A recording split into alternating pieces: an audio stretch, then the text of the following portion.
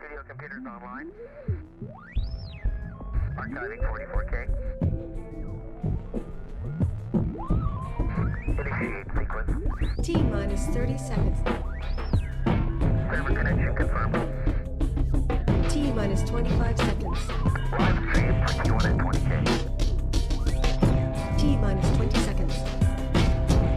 Phone lines are a go. T minus 15 seconds.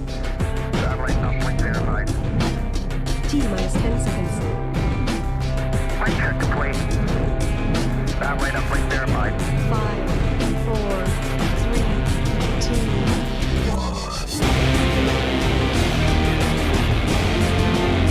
1. Welcome to Black Op Radio, the voice of political conspiracy research. You're listening to Black Op Radio, the show NSA doesn't want you to hear. Now here is your host, Len Osanic. Control room, you're on the air. Hello everyone, welcome to another episode of Black Op Radio. In this segment we are speaking to author-researcher Vince Palamara. Hello Vince. Hello Len, thanks for having me on again. It's an honor, and thank you to all your listeners. Appreciate it.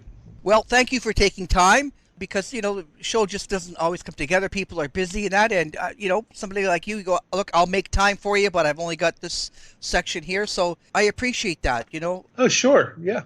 Right. So, I got a couple of questions in the last month, I guess, and finally one Barbara had written in saying, look, we want to hear from Vince, and it's about the Secret Service, and you have written extensively on the Secret Service involvement, or I'll just say involvement for now, in the Kennedy assassination. Right, or and lack thereof. Culpability. Yeah, right. Yes. And yeah. in the news was that around the January 6th, 5th or 6th or whatever, that a bunch of things happened and they deleted their emails and texts. I just wanted to know if you had a few minutes just to talk about that. Oh, sure. Because of maybe similarities to what happened when later on, I think for the House Select Committee or the ARB, they go, well, those records were destroyed. We don't have them. Yeah. Yeah, if you want, I can go right into it, man. Yeah, sure. All right, sure. Go ahead. Yeah, as everybody knows, the January 6th, 2021 insurrection's being investigated now. It's making big news online and on television, radio, and so forth. And it's obviously, involves then President Trump and his minions storming the Capitol and so on and so forth. Well, as it's coming to light, several things. It's been an amazing year for several reasons. First thing is shades of the JFK era, sadly. Turns out that several top Trump Secret Service agents, including the head of his detail, Tony Ornato, was cheering on the insurrection. How unpatriotic and how un-American and how awful was that? Yes, they were cheering on the insurrection, him and several of his colleagues, and Lord knows how many others that we don't even know about as of yet. So that's that. Here was duly elected President-elect Biden, and it was only X amount, like, I don't know, what's that, like 14, 15 days away from the actual inauguration. And here was someone who, Trump and his minions did not want the election certified. So they had all these morons illegally, and they're getting in big trouble now. Somebody just got sentenced to 7 years the other day, stormed the Capitol. And again, Tony Ornato is amazing. There's a lot of parallels to the JFK era, because Tony Ornato was not only in the Secret Service, the head of Trump's detail, he also, without leaving the agency, mind you, he became Trump's chief of staff. So he was a political insider with Trump, and very loyal to him, loved the guy, and sadly so did several of his other agents. And it's sad because the Secret Service is supposed to be apolitical. Whether you like the guy or not, they're there to protect the office of the president, the man, from harm. It shouldn't be about whether he's Democrat, Republican, you like him, you don't like him, you have a job to do, and so on. But these guys, it's bad enough if they liked them and it was like a harmless thing, okay, come on, people are human, Vince, sometimes, your emotions get into them. These guys are human. Maybe they thought he was a good guy. I don't know why, but that's another story. But no, it crossed the line. He actually cheered on the insurrection. So you have that. And then you also have the fact that Tony Ornato, I don't know if he's doing it willingly or not, but he's going to be testifying before this January 6th televised hearings. Cannot wait for that.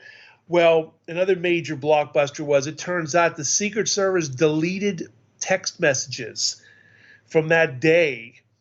And it's shades of the JFK era when, as we know, maybe people don't know, I don't know.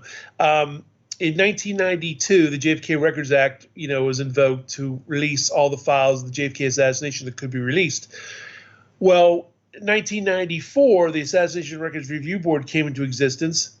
In 1995, January 95, is when the Secret Service illegally destroyed JFK motorcade records. And this was after the Assassination Records Review Board, a federally, impaneled group of men and women scholars, were asking for these documents. It wasn't some sort of weird coincidental happenstance. They were asked for the documents and they deleted them. Same with the Secret Service texts now, all these years later, during this, horrific insurrection. Now, the good news is supposedly there's going to be FBI and other forensic people that can supposedly recover the texts, and there might have been other parties who are privy to the texts, as everybody out there knows that does text. If you text one or more people, well, then there's other people down the line. You yourself could delete the text, but either the phone company and or the other recipients have copies of those texts. So there's a huge parallel there. In fact, in the excellent, highly recommended Oliver Stone documentary just came out on DVD and Blu-ray called JFK Revisited, the complete collection, the 2-hour and 4-hour versions, mind you. It was revealed, again, that Jack Thunheim and Tom Samolek of the Assassination Records Review Board said that of all the agencies they dealt with, the CIA, the FBI, you name it, the Secret Service was the most difficult to deal with. And again, they were outraged by destruction of records. And again, here we go to the present era, and they're deleting records again after they were asked for them. Common sense dictates you don't destroy text messages in an investigation when they are relevant to the whole situation there. And coupled with the fact that not only did you have these top agents cheering on the insurrection, obviously revealing their bias pro-Trump, anti-Biden, well, you go back to the JFK era, and this gentleman was the first one to cross the line, and it was Emory Roberts, who was the shift leader, one of my top 3 suspects of the White House detail, sadly. The other ones were Floyd Boring and Bill Greer. Well, Emory Roberts was the agent in charge of the follow-up car in Dallas and many other trips, and he's the agent who famously or infamously recalled 2 agents at Love Field. One of them made the more famous black and white video, WFAA, that I've made great play of on Aku and Camelot and the Medical Kennedy and other outlets. You've probably seen it. It's on YouTube, where an agent, turned out it was Don Lawton. The other one was Henry Ripka. But Don Lawton was recalled from the rear area of the car. He waves his hands 3 times to discuss. That's Emory Roberts. Well, Emory Roberts went on to be very close to Lyndon Johnson, a little bit too close, to put it mildly. He became Johnson's appointment secretary. And how I found this out was twofold.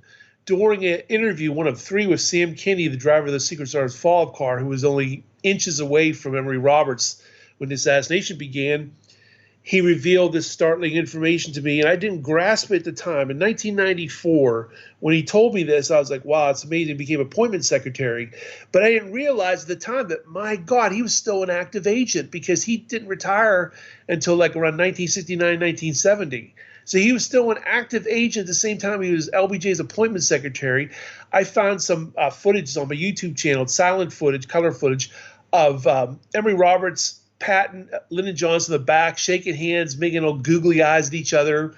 And one of Lyndon Johnson's final acts, if you want to call it that, was to praise the Secret Service. And he named Emory Roberts by name. He says, yeah, Emory Roberts.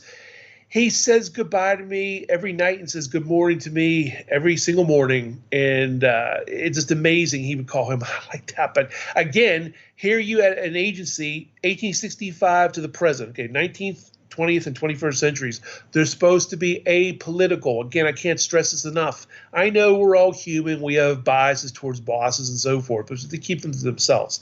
Democrat or Republican, independent, you like them, you dislike them. You're there to do a job. That job is to protect the president's, the first family and other dignitaries and so on and so forth. Well, Emory Roberts, obviously this is a huge red flag, because here we have the assassination happening.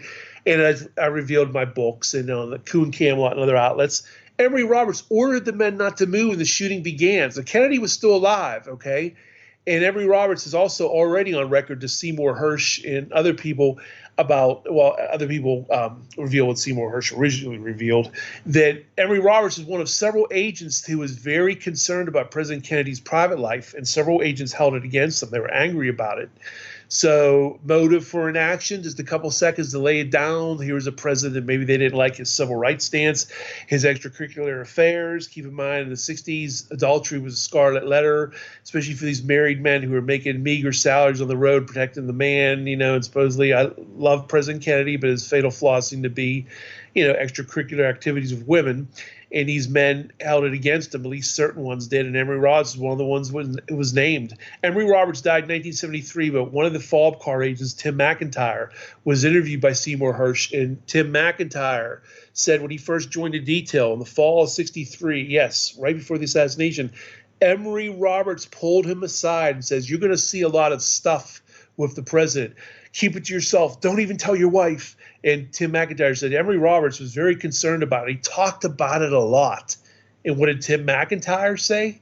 Not only in the book, but also when The Dark Side came up, but also on ABC TV, he talked about JFK. He said, prostitution, that's illegal. A procurement, that's illegal. And when you have a procurer of prostitutes paraded in front of you, as a sworn law enforcement officer, you take sort of a dim view and think, well, what do they think of us? Keep in mind, this is a man who was feet away from Kennedy when the shots began, and Tim McIntyre, either through Emory Roberts' order not to move or through his own volition, didn't do anything to protect President Kennedy. It's very disturbing. It's action through inaction.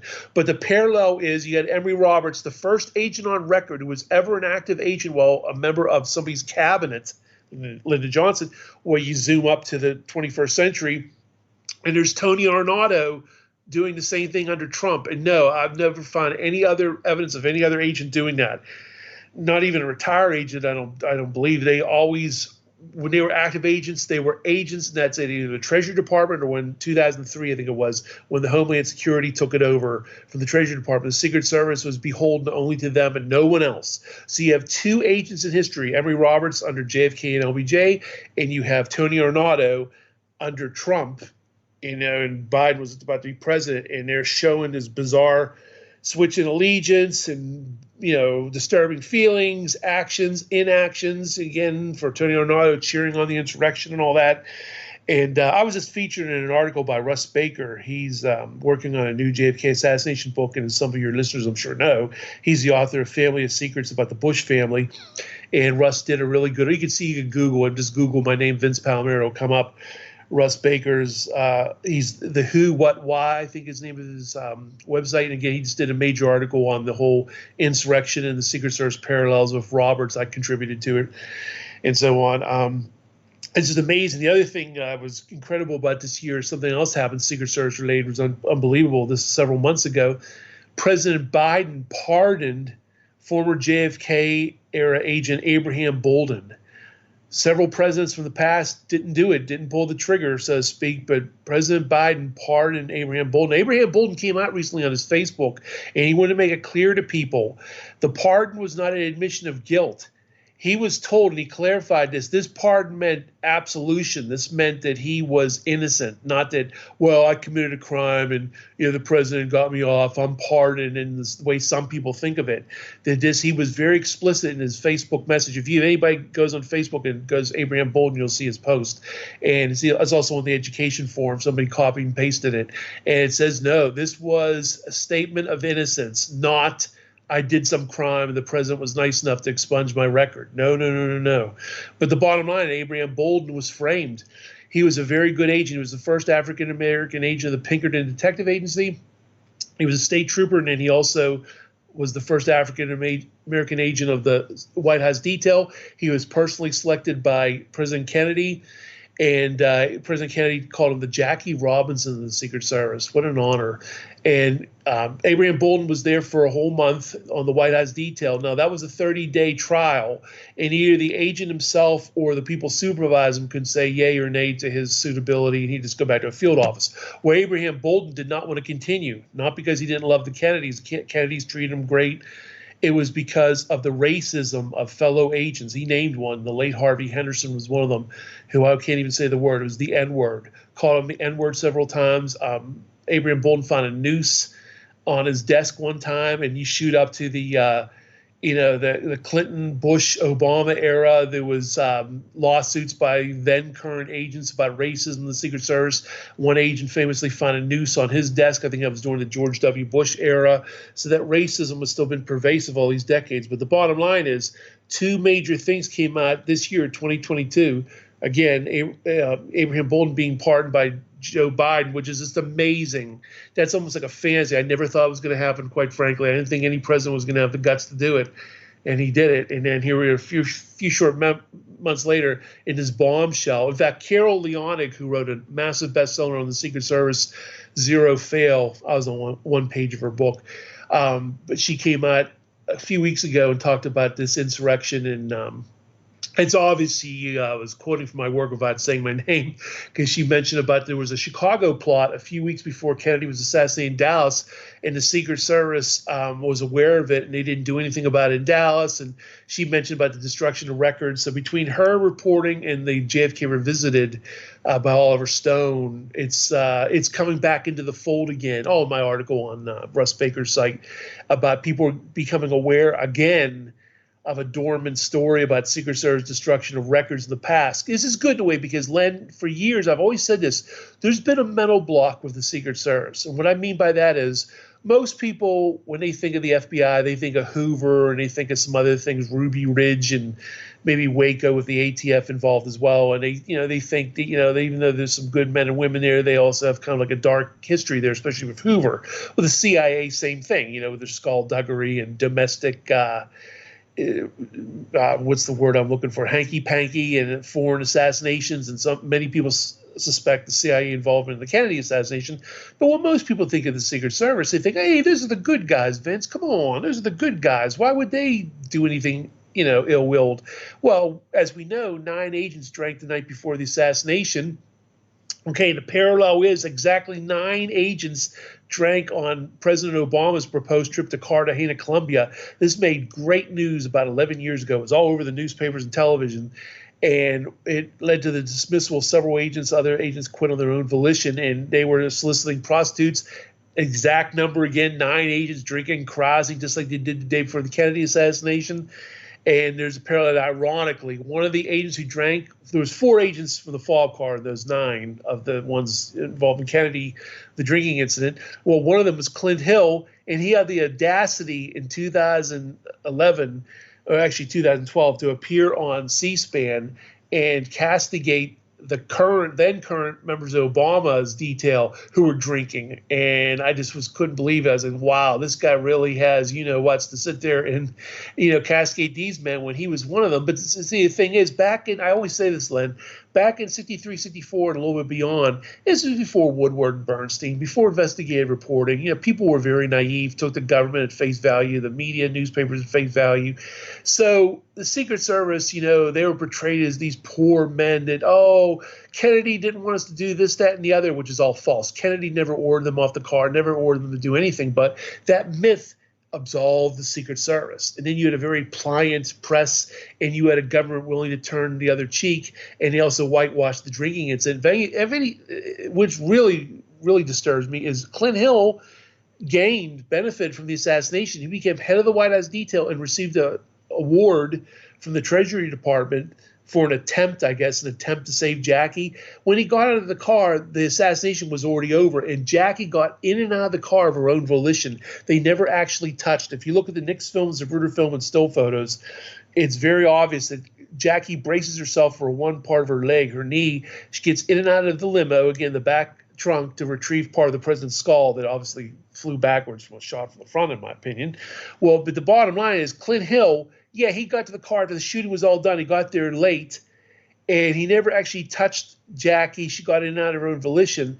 But I guess because of the attempt was made, he was given an award. But I always say, hey, you know what? In World War II and Vietnam and whatnot, they didn't give awards for attempts. They gave awards for successes. And Kennedy died, And even for anybody out there say, hey, Vince, come on, now Clint Hill at least saved Jackie's life. No, he didn't. She got in and out of the car of her own volition.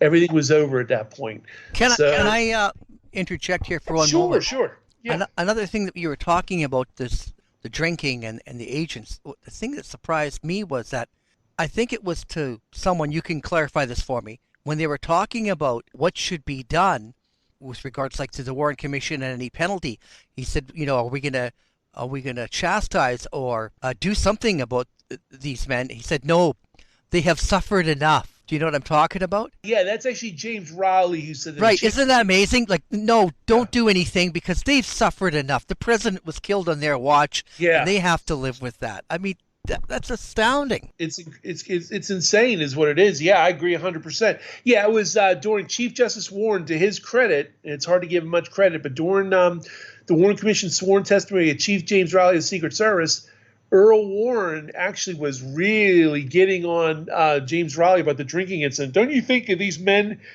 if they would have been in their beds early and not sleep deprived and drinking, carousing out in these beatnik clubs, that they would have been better able to protect the president? And James Riley had the audacity to say, yes, but I don't think they could have prevented the assassination. And while your jaw's, trying to pick up your jaw from dropping on the ground, he also added, to add insult to injury, yes, we thought about punishing the men. It is grounds for dismissal from the agency, and it goes against our Secret Service manual policy, but we didn't want to stigmatize the agents. Well, mission accomplished. This never would have flew today. Those men would have probably been indicted. There would have been criminal and civil investigations, Lord knows what else, loss of pension, loss of reputation. But back then it was all thrown under the rug. 9 agents drank the night before, and again, 4 in the follow-up car. Jack Reddy on JFK's side, Paul Landis right behind him on the follow-up car, Clint Hill and Glenn Bennett. So you had 4 agents right there.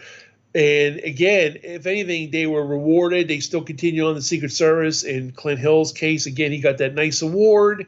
He became head of the White House detail. He became assistant director when he retired early. He's been on the government pension ever since 1975 when he retired, only at the age of 43. And now he's literally a multimillionaire thanks to several best-selling books. And that's another story in itself, which is just obscene, the whole thing. And he's said some real whoppers about the assassination and has propagated the whole JFK was to blame thing, trying to blame Kennedy because JFK ordered the men off the car, which is not true.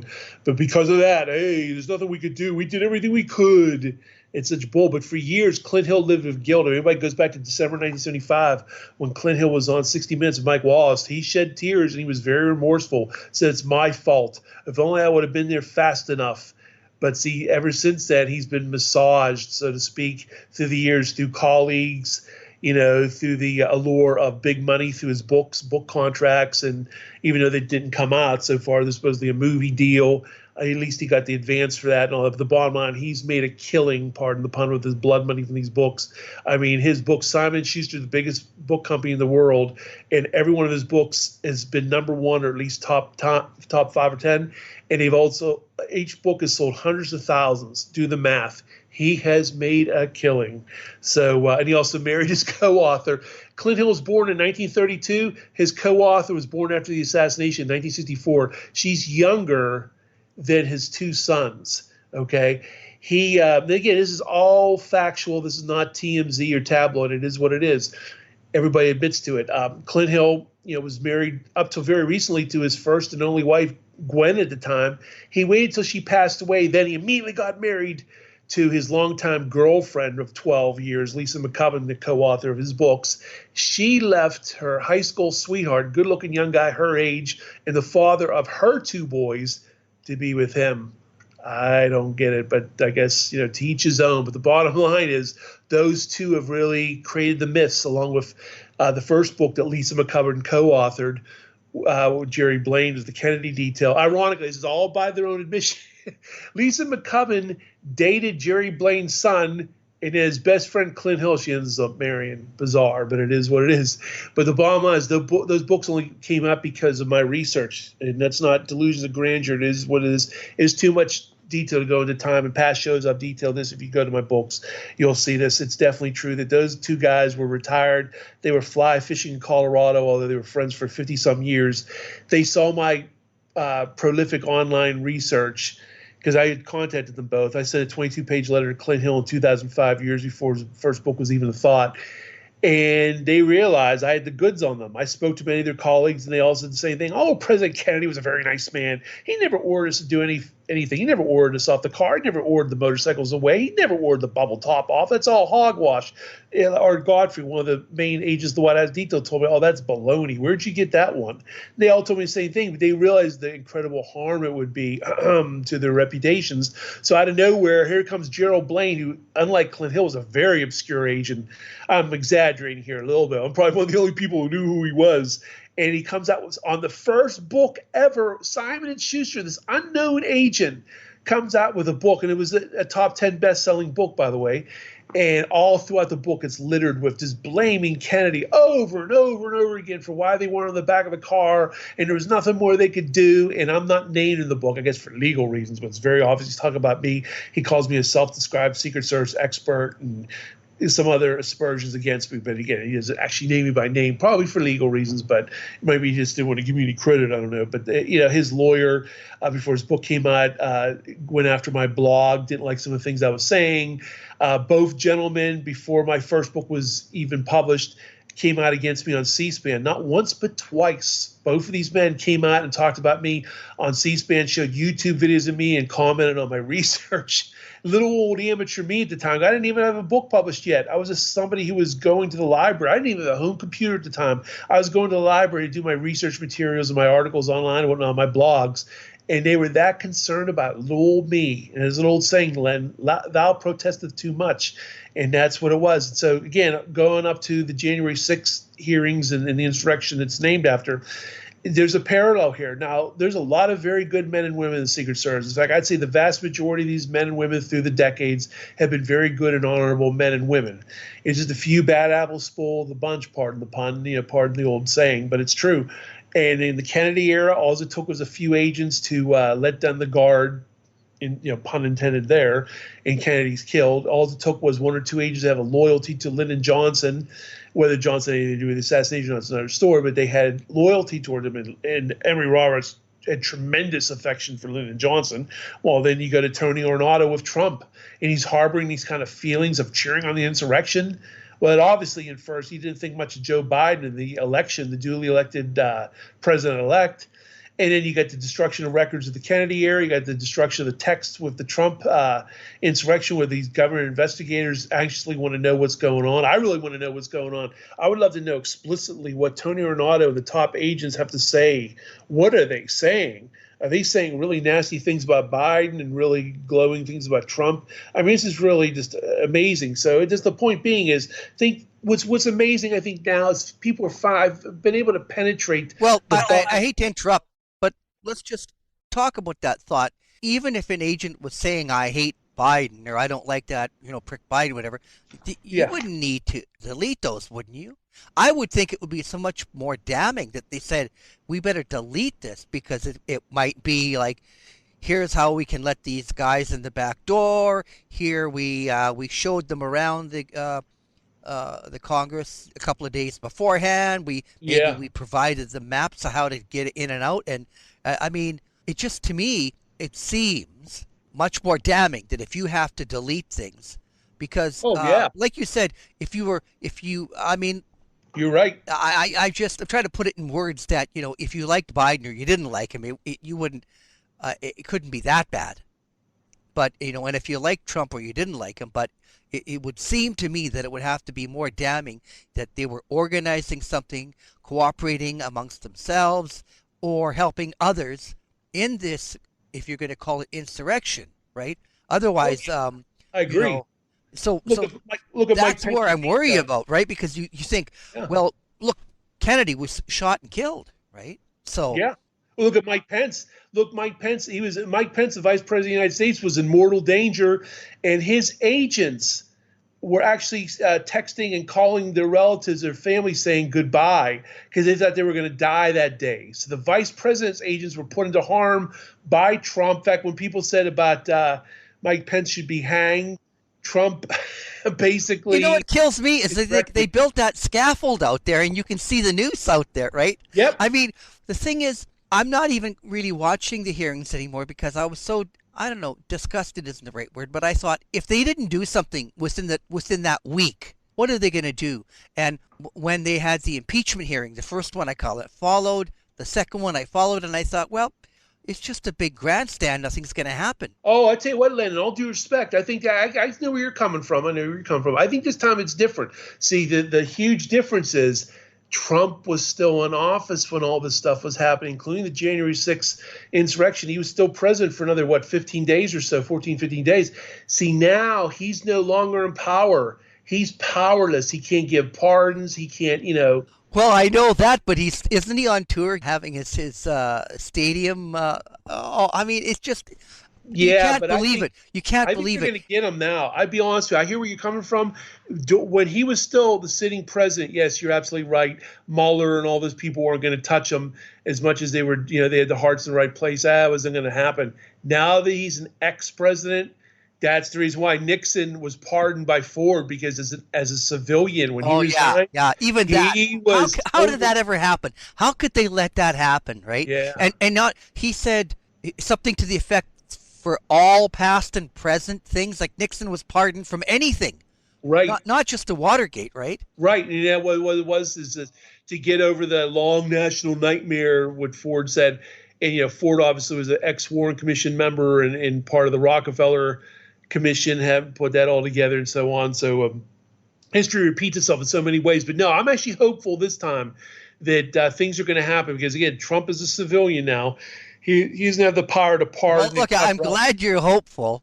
I am. Because, I really see, am. I'm Canadian. It doesn't matter either way. I just anyway, enough of that. But the thing that is amazing, among so many of these things, that why, like, if I built a scaffold with a noose and all that around here, anywhere in Vancouver, I'd be in jail that night. Yes. And the people who built that, the people who rented the PAs, the staging and all that, who hired you? I mean, those people, I would have thought they've been arrested like right away. And well, you got to keep in mind something. At that time, we were, going through the transition of President-elect Trump to sitting, lame duck President Trump, from Biden to Trump and whatnot, or Trump to Biden, I should say, sorry. And then you also had the pandemic was still, really top front and center news. You had that. And so everyone was kind of distracted, and things take time. Keep in mind at the time, they didn't know how culpable Trump was. The media didn't quite get a hold of it. Obviously, everybody was reporting what happened that day, but they weren't sure yet of the culpability of Trump and his minions. So it only came out piecemeal, and then by that time Biden was president. The days turned to weeks, weeks turned into months. Now you have this actual, investigation now from the government. So now things are going to happen. Just like even Watergate. Watergate actually happened in 1972. It wasn't until 1974 that heads started to roll. And people were getting in trouble. Haldeman or Ehrlichman. Well, I guess later in '73. But the point being is, it took a while. Things take a while sometimes. That's the slow. I'm too jaded. Yeah. But like you, I never thought I'd see Abraham Bolden get attention like he did. I just never thought. I couldn't believe it. And it's amazing. And so it really is. So Biden's done a tremendous thing right there. That was like dream come true stuff. Yeah. I couldn't believe the news when I woke up that morning. Yet. And yet, also, it turns out that Hunter Biden's laptop is a real thing. And so many people said it was Russian disinformation and don't believe that. And that's another kind of, you just go, what the hell? I mean, you don't know who to believe. Yeah, well, I look at it this way. I'm not absolving Hunter Biden if, and I want to underline the word if, he did anything untoward. Well, then he'll be in trouble. But I can't stress this enough. Hunter Biden is not Joseph Biden. Hunter Biden is his son. Yeah. Just like, when other past presidents have had relatives and, Billy Carter was kind of weird, but that's not Jimmy Carter. That's his brother, Billy. I mean, not to absolve anything. If but then again, wait a minute. I remember Billy Beer. I mean, I think Billy was a little more fun. There wasn't this like hookers and blow and all that. It was like a good old boy. Yeah, you want to buy? Didn't he have a car lot as well? I think he had a whole bunch of a whole bunch of So, but anyway, to me, it was always fun. But now, when you're talking about deleting texts, and I didn't know this, you said that agents were writing back who were protecting the vice president were saying, Yes. "Oh, we're in real trouble here." Oh yeah, they were saying goodbye, that they were going to be killed. They're texting their wives saying this is it. The vice president himself was in mortal danger. Then you had all those idiots on video saying that day, hang Mike Pence, as obscene, illegal, immoral kind of comments against the vice president. No matter what anybody thinks about him personally, he's still a human being. He's still the duly elected vice president. Yeah. And what a contrast. You had the noble Secret Service trying to protect the vice president, and yet you had some of these, pardon the term, creeps who were part of the Trump, detail. Well, so with the crowd, I know that people can get into a chat. So when people would yell, "Lock her up," everybody's, I never, whatever, you never thought that. Yeah, I know. And when they were going, "Hang Mike Pence," I thought, well, that's just a crowd, right? But it's astounding. It's astounding Yes. they would be calling to hang the vice president because he wouldn't. Decertify the Yeah, election. yeah. Yeah. It is amazing. And then you can only assume that there's something darker that would taint the Secret Service if these texts came out. They wouldn't just be that, I like Trump, maybe we should try to help him. It had to be a lot more than that. It could be tactical advice on how to get Trump there to the Capitol, how to aid and abet this insurrection. And at the very least, let's put it this way, there's dark feelings. A lot of people are sharing feeling a suspicion of, wow, did these Secret Service actually aid and abet this insurrection itself? But at the very least, if it turns out they were just cheering it on, we have the actual obscene language of what they were espousing and stating. That in and of itself would be terrible in and of itself, because these men shouldn't be doing that. They should be protecting the office of the president, the man. They shouldn't be getting involved in political events and harboring this kind of ill will toward the president-elect, toward the people of the Capitol, Nancy Pelosi, all the people that were there in the Capitol at the time. And, so many people's lives are in danger. And obviously some people died that day. A lot of people were injured. You have PTSD. You have the trauma of what these men and women went through, as we've seen in testimony. So, yeah, let's put it, there's suspicion that these agents might have been involved in actually planning, aiding, abetting the insurrection. And you got ironic, the vice presidential agents who were sitting there thinking, this is it, we're done.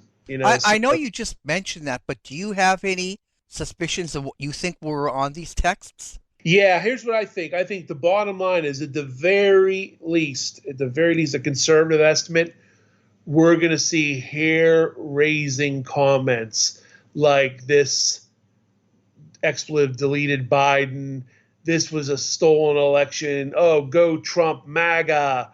Like, you're gonna think, are these diehard drunken Trumpsters? Oh my God, they're Secret Service agents. At the very least, we're gonna get that kind of language.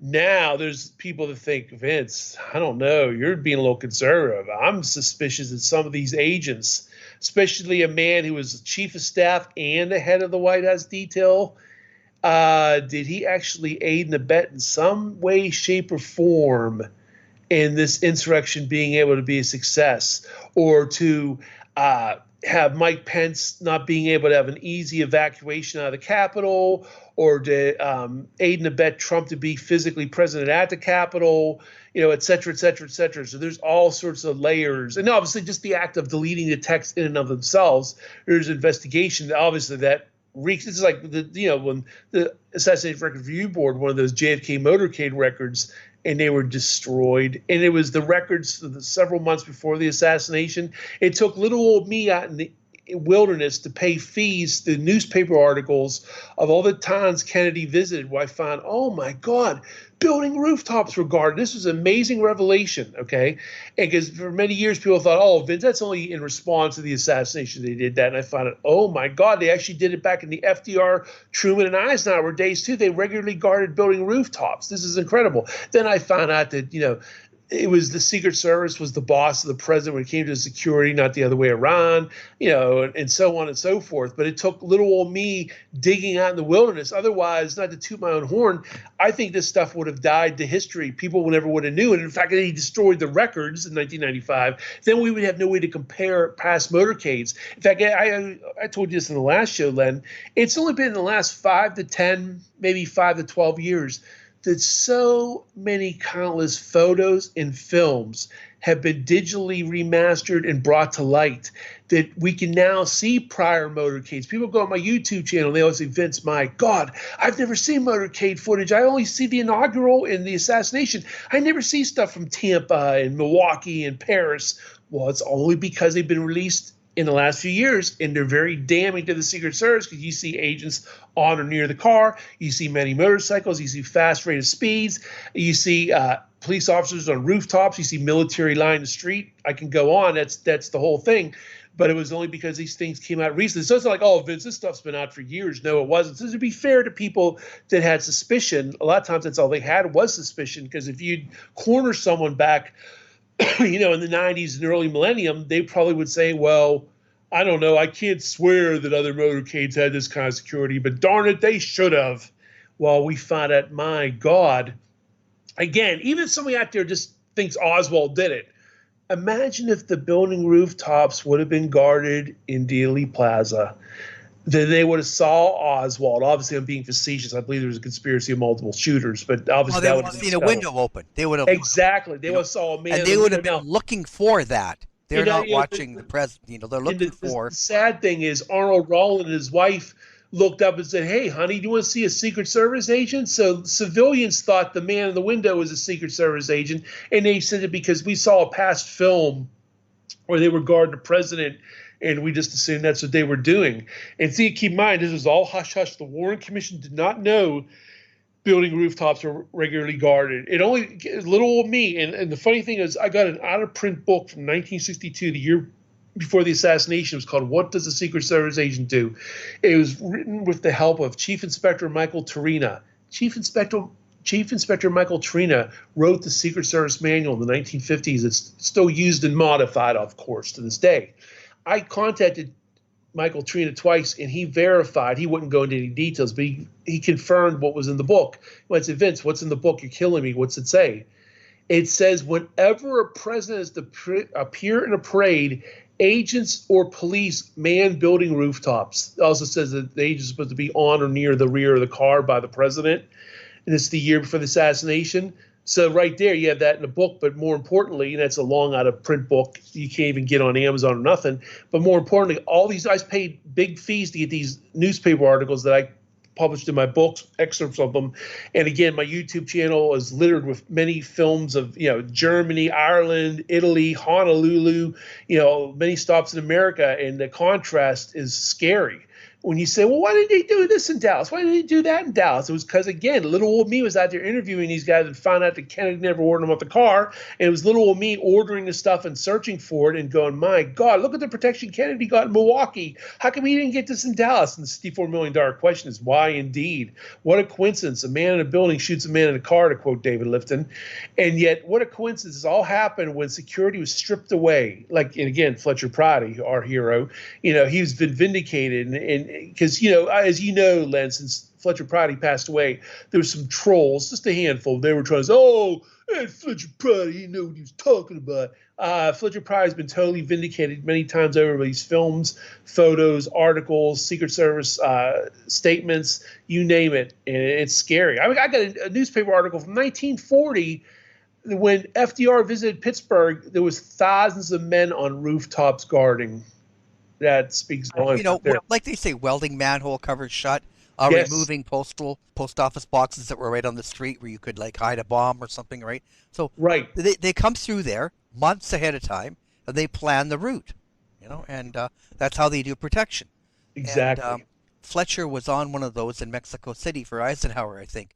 Yes. So that's where he saw firsthand, and he spoke about that. So it's not that Fletcher made up any rules or anything. He just I think matter-of-factly spoke about what he witnessed. But you know what they did? Trolls do. You know how trolls are, Len. What they did was they tried to say, oh, that was the exception to the rule. Oh, come on, that's because it was Mexico City. Wrong answer. Again, many foreign and domestic trips before JFK was even president, and obviously when he was president, bear it out. Oh my God, when he went to France, you can even see in the Getty images, the still photos, let alone the actual films, you could see men on rooftops. Now, oftentimes the camera is just on the crowd, but luckily, fortuitously, some of the wide-angle lens photos, you can see the gendarme, which is the French word for the police. You can see one about every 5 feet. In fact, when Kennedy went to San Diego, really funny thing, there was a troll, I'm not even going to say his name, he's a lone nutter, who was trying to debunk my research and say, Vince, what do you guys say about this? Here's Kennedy coming to San Diego. I don't see agents in the back of the car. And I said, you know what? I never said agents were always on the back of a car, but how they got around that when they have other protective measures. It's not like a police state where they always have to be there 24/7. What he failed to realize and appreciate in this video, first of all, there's 2 flatbed trucks directly in front of the limousine filming, and it's live television, but more importantly than all that, every 5 feet there was a Marine facing the crowd. And even the television broadcaster said, wow, the Marines are out in full force here. You could see a Marine. Boy, it looks like it's every 5 or 6 feet, Bob. But that went totally over his head because he was fixated on seeing men on the back of the car. See, people have a tendency to like isolate and piecemeal and try to break things down to one element. And they'll go, aha, Vince, I don't see a bubble top on this trip. I never said the bubble top was there all the time, et cetera, et cetera. I'm not saying every single element of protection was available every single time. They got around it through manpower issues. They would augment it by the sheriff's department. The military would augment them. Because, again, the Secret Service was a small unit back in 1963. Everything's relative at the time. By 2022 standards of security, 1963 security wasn't the best. By 1963 standards, it was outstanding because back then it's before terrorism. The only thing the Secret Service really had to worry about was a pistol, a rifle, and maybe a Thompson submachine gun if anybody was crass enough to want to mow down them with a submachine gun. See, the world was different back then. It's not now with the age of terrorism and the president has to be put into the beast, this massively armored vehicle. Things were different back then. But for the context of the security and the kind of threats they had to endure back then, there's a reason why presidents lived and it wasn't rubbing a rabbit's foot. They guarded building rooftops. They had sheriffs, police, and military lining the streets facing the crowd, being intermingled in the crowd. They used good speed. They had motorcycles surrounding the car. And on 1/3 of President Kennedy's motorcades, he used the bubble top, and most of them was in very good weather trips. There's a myth that's pervaded, like saying, oh, Kennedy hardly ever used the bubble top. If he did, it was only in bad weather. He hated the bubble top. My films and photos, I have one 10-minute video on YouTube, shows countless trips of Kennedy. Actually, it's 1/3 of all his motorcades.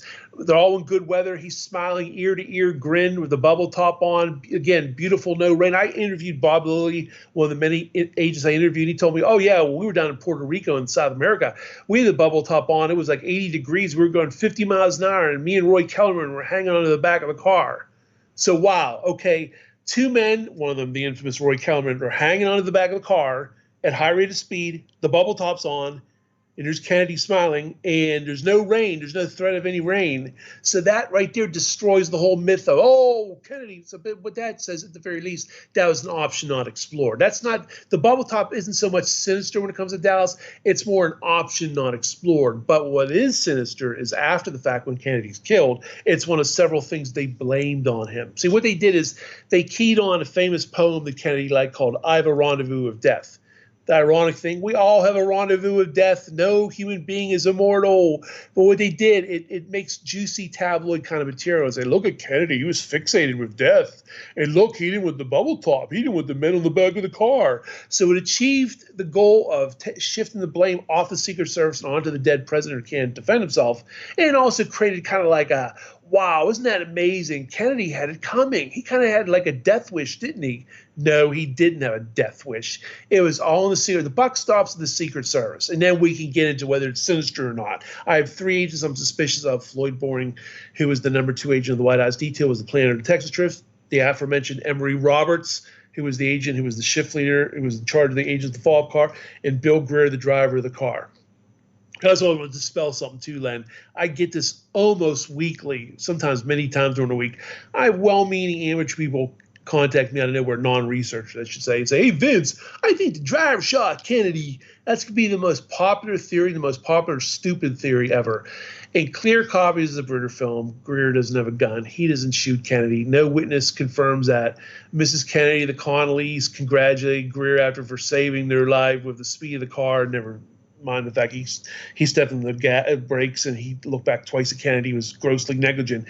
But the bottom line is no one ever came out and said that Greer shot the president. What's happened years later when people had crappy copies of the Zapruder film, they would see the the Brill cream, the glare off Roy Kellerman's forehead and think, it's a pistol. And people seem to like a quick solution, a soundbite solution. So for people that aren't researchers, they're just enamored. They're enamored with three things. They're enamored with Greer shooting the president, which isn't true. George Hickey shooting the president, which isn't true. The agent of the fall, of course, slipped. That's not true. And a really obscene theory that's making some headway now, which is this, I'm speechless. Some people think Jackie was involved, which is just so obscene.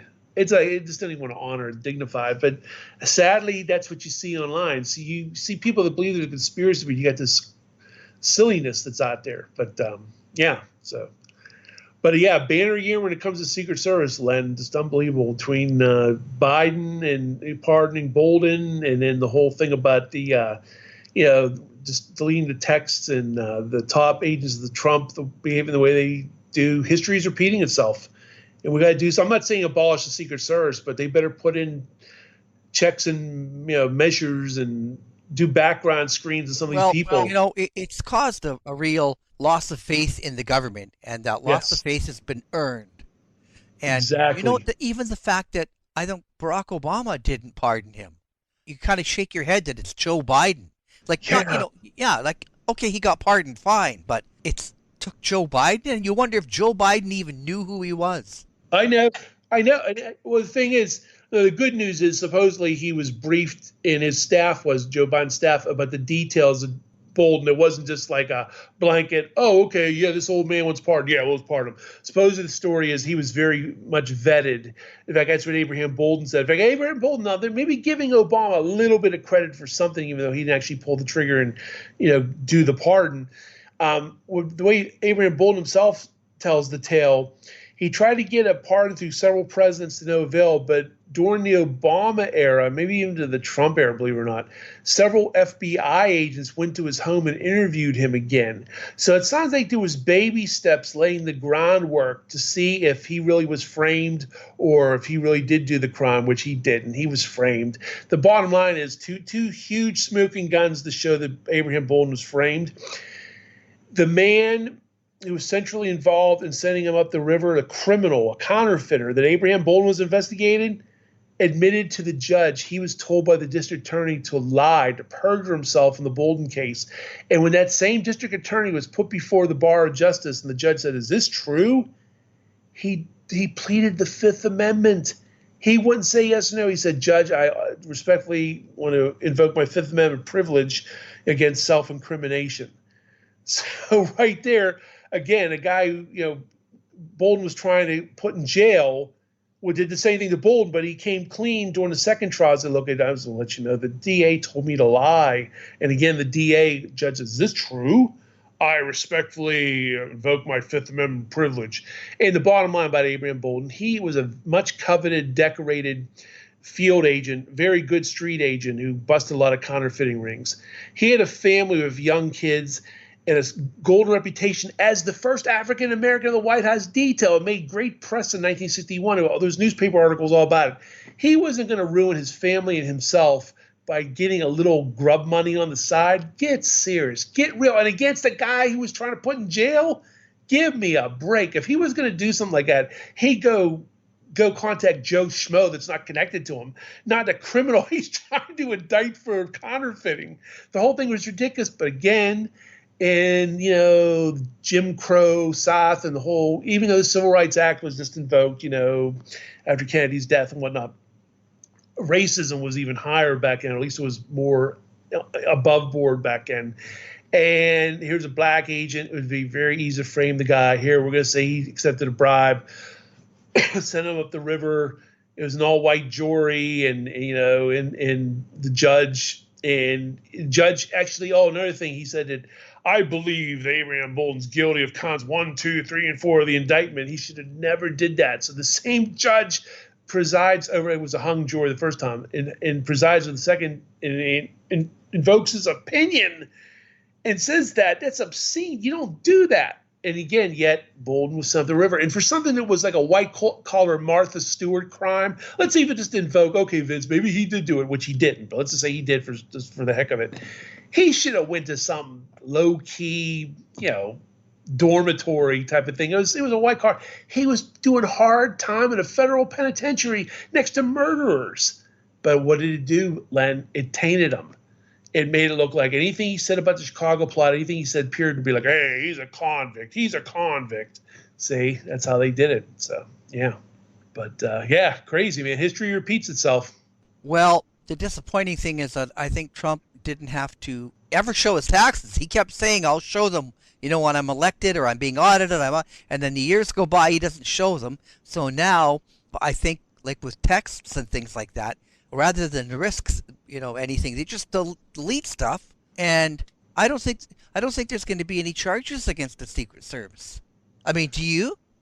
I think that at the very least, there might not be criminal charges, but I won't rule out anything.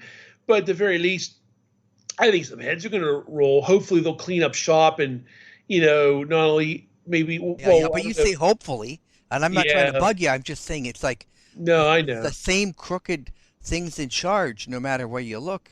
Yeah, I know. I'd be hopeful, but I definitely can understand the skepticism and the feeling of, oh, come on, Vince, nothing's going to change. It's possible that nothing will change, but hope springs eternal. Now, at least we learn about it. At least it's funny that this fact even leaked out. Yeah. It's a modern-day Emory Roberts. It's like history will repeat itself. Tony Arnaudo might as well be the modern Emory Roberts. The destruction of records is like the JFK motorcade records. And before you could catch your breath, short months ago, Joe Biden pardoned, African-American agent during the Kennedy days. And that was an agent that Trump did not pardon or Obama did not pardon. So it's amazing. Yeah, truly is. Strange. So we'll see what happens. Yes. But thank you for sharing your insight and, and concern. Just people said this shouldn't happen. The Secret Service, like you mentioned, should be protecting their client. And whether they are pro-Biden or not doesn't matter. And if they were pro-Trump or it doesn't matter. But I suspect that Mike Pence was in a lot more trouble than we even knew about. Yes, and I'll leave you with one final thought, too, ironically. A couple of years ago, when Trump was president, he invited all the former special agents of the White House detail that were still living. Standing right next to Trump in the official photo is Clint Hill, Dick Kaiser, who was a JFK-era agent, and who was later the special agent in charge during Nixon, Ford, and part of Carter. Standing next to them, too, Tony Arnaudo, who was then the current special agent in charge of the Trump detail. So a little ironic photo op. I've often cropped that photo lately. So look at this ironic photo. A few years before Tony Arnaudo became infamous. Look who he's standing next to. So pretty amazing. Yeah. All right. Thank you very much. Vince, do you want to mention your website and where people can find out more about you? Yes. Well, I have 5 books out there. Appreciate it, Len. Thanks. I guess the easiest way to do it would be to go on Google and Google my name, Vince Palamara. It's always Palamara. That way you don't need actual URLs and whatnot. And all my information comes up. I think the very first thing on Google comes up, my Amazon page for my 5 books and one of my main blogs. And my YouTube channel, I very much stress people go check us out. I've got 1,100 plus videos on YouTube, including many related to the Secret Service, and 2 recent videos actually, about the Secret Service scandal we're talking about. So, yeah, I appreciate it, Len. Thanks. All right, very good. Keep me in the loop. If you have anything, just give me an email. I'll be glad to have you on to discuss. Sounds good. Thanks a lot, Len. Thanks to your listeners. Take care. Thank you for your time. Bye-bye.